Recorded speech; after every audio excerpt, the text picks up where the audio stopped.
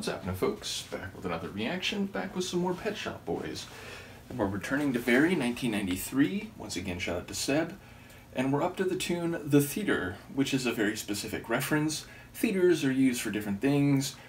My inclination is to think this refers to the theater as in a place where plays and stage-based productions are performed, whether that's a musical or a more straight-away play.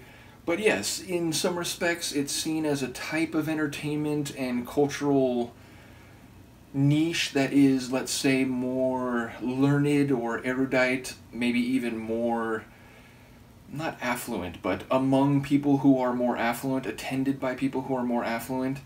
Either way, I do wonder what the essence of the reference will be. Their songs are always multifaceted, sometimes they're longer narratives, and sometimes the things referenced are done so in an ironic or a not fully clear on the surface type of manner. So I'll see what I can pick up on a first listen. This is Pet Shop Boys, the track is The Theater, and it's from their 1993 album Very.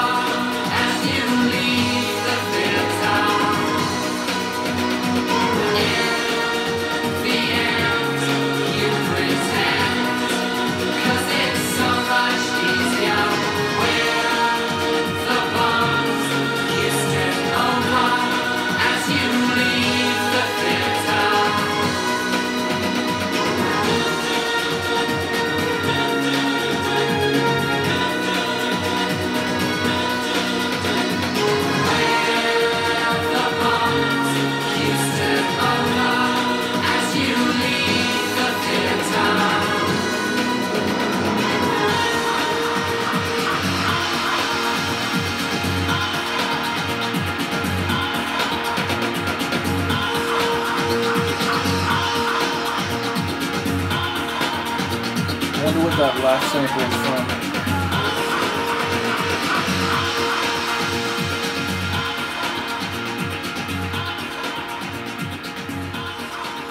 That's a tune.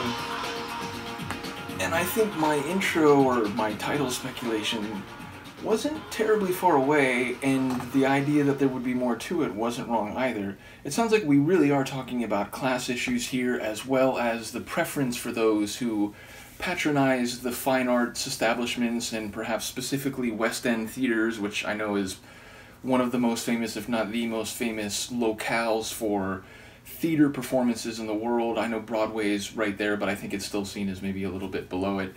In any case, the idea of these well-dressed ladies and gentlemen going to these shows, coming from far and wide to see these famous productions, and just conveniently stepping over the bums who are strewn about, the people who are, asking for a donation, looking for a little assistance here and there, and the people who go to these establishments kind of just pretending that they don't see them, they don't want to think about it, out of sight, out of mind, I just want to go to a show, I don't want to have to deal with the harsh realities that maybe the realities depicted in some of these shows are oversimplified and they sort of present a romanticized version of what it is to be alive and so on. I don't want to think about the harsh, gritty, and unpleasant realities of people who are put to the margins of society and don't have opportunities or the mental health or so on to live on these streets that I first thought were paved with gold, and these fine buildings and the way they look being contrasted with the heavier and darker realities of people who aren't making it and are living on the streets looking for a little assistance. So it feels like it was about the theaters as a place of fine arts where those who have the affluent means to spend their lives going to entertainments and convincing themselves that they're the most erudite and moral people out there, but then they're sort of deliberately cutting out and ignoring anything that makes that more complicated. And there was a line about not letting things line up to the Strand and something about a park, so there's part of it that I still don't quite know how it fits in and whether that's just an extension of some of the themes that are in the lines which I am more clearly recognizing.